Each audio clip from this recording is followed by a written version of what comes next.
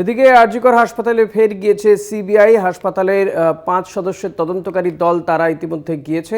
গতকালও আমরা দেখেছিলাম যে সিবিআই আধিকারিকরা তারা আরজিকর হাসপাতালের মর্গে গিয়েছিলেন। আজকে আবারও গিয়েছেন ৫ সদস্যের একটি দল, তারা গিয়েছেন আরজিকর হাসপাতালে। যে ছবি আপনারা দেখতে পাচ্ছেন, প্রশাসনিক ভবনে অ্যান্টি করাপশন ব্রাঞ্চের আধিকারিকরা তারা গিয়েছেন বলে জানা যাচ্ছে। আরজিকরে ফের সিবিআই, যে ছবি আমরা দেখাচ্ছি আপনাদেরকে এই মুহূর্তে, প্রশাসনিক ভবনে অ্যান্টি করাপশন ব্রাঞ্চের আধিকারিকরা গিয়েছেন এই মুহূর্তে আরজিকর হাসপাতালে। গতকাল আরজিকরে গিয়েছিল একটি টিম, তারা মর্গে যান এবং একাধিক বিষয় তারা খতিয়ে দেখেন। কারণ এই যে প্রাক্তন অধ্যক্ষ সন্দীপ ঘোষ, তার বিরুদ্ধে একাধিক দুর্নীতির অভিযোগ রয়েছে এবং সেই দুর্নীতির অভিযোগগুলো খতিয়ে দেখতেই আরজিকরে যাচ্ছেন সিবিআই আধিকারিকরা।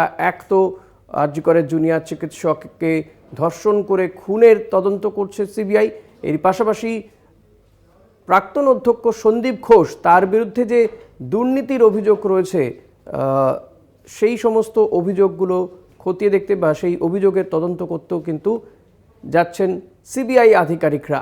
শুভঙ্কর মণ্ডল রয়েছেন। শুভঙ্কর, এই যে আজকে ৫ সদস্যের সিবিআই আধিকারিকরা তারা গিয়েছেন, কোন কোন বিষয়গুলি তারা খতিয়ে দেখছেন?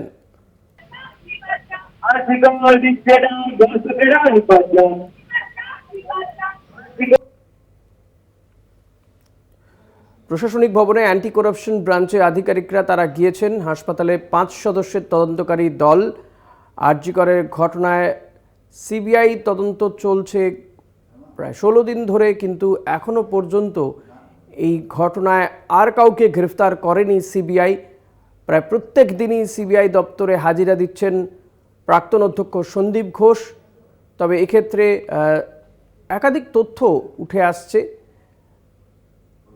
গতকালই যেমন একটি ভাইরাল অডিও পাওয়া গিয়েছিল, সেখানে যে কথা বারবার করে বলা হচ্ছিল, দাবি করা হচ্ছিল ওই নির্যাতিতার পরিবারের পক্ষ থেকে, যে হাসপাতাল থেকে তাদেরকে জানানো হয়েছিল তাদের মেয়ে আত্মহত্যা করেছে, সেই সংক্রান্ত একটি অডিও ভাইরাল হয় এবং সেই ভাইরাল অডিও কলকাতা টিভিতেও আমরা আপনাদেরকে শুনিয়েছি, যেখানে হাসপাতালের পক্ষ থেকে নিজেকে অ্যাসিস্ট্যান্ট সুপার বলে পরিচয় দিয়ে একজন ফোন করেছিলেন।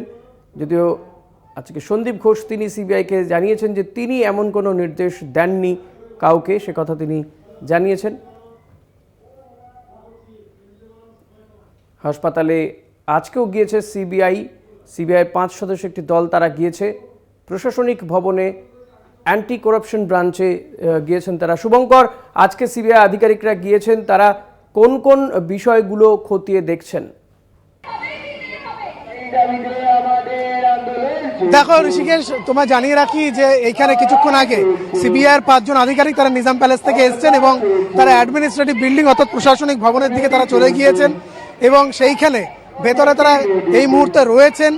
কিছুটা সময় অতিক্রান্ত হয়েছে। তোমায় জানিয়ে রাখি যে নতুন যিনি এমএসভিপি রয়েছেন সেখানে সপ্তর্ষি চট্টোপাধ্যায়, তার ঘরে যাওয়ার কথা রয়েছে এবং সেই সঙ্গে সঙ্গে সন্দীপ ঘোষ অর্থাৎ প্রিন্সিপাল আরজিকর মেডিকেল কলেজের যিনি ছিলেন এতদিন পর্যন্ত, সেই সন্দীপ ঘোষ যার নাম যুক্ত হয়েছে বিভিন্ন আর্থিক দুর্নীতি নিয়ে, মূলত তার তদন্তেই আজ সিবিআইয়ের এই আগমন।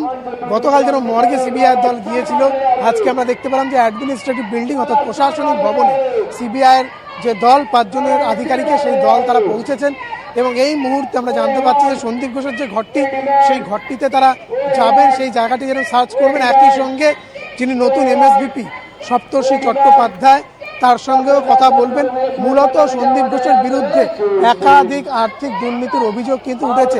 তার মধ্যে সবথেকে বড় যে দুর্নীতিগুলো, সের মধ্যে কিন্তু রয়েছে যে বায়োমেডিক্যাল ওয়েস্ট সেটিকে ভেন্ডার মারফত চড়া দামে বাইরে বিক্রি করা, সরকারি অর্থ তছরূপ, সরকারি অর্থের অপব্যবহার, করোনার সময় সরকারি অর্থের অপচয় অপব্যবহার, এই যাবতীয়গুলো নিয়ে কিন্তু তাদের যে তদন্ত, সেই তদন্তের জন্যই তারা এসছেন। এবং শুধুমাত্র যে এইগুলো এমন নয়, আরজিকর হাসপাতালের ভেতরে সন্দীপ ঘোষ একাধিক এরকম আর্থিক র্যাকেট চালাতেন বলে অভিযোগ উঠেছে তার বিরুদ্ধে। প্রতিদিনই সন্দীপ ঘোষকে ডাকা হচ্ছে এবং ডেকে তদন্ত করছে সিবিআই।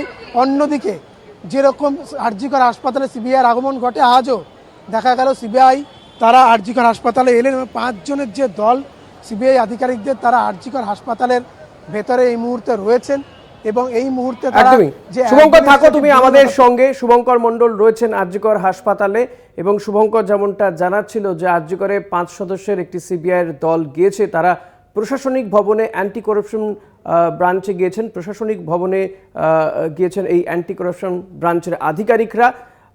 মূলত প্রাক্তন অধ্যক্ষ সন্দীপ ঘোষের বিরুদ্ধে যে দুর্নীতির অভিযোগ, সেই দুর্নীতির তদন্ত করতেই গিয়েছেন এই অ্যান্টি করাপশন ব্রাঞ্চের আধিকারিকরা।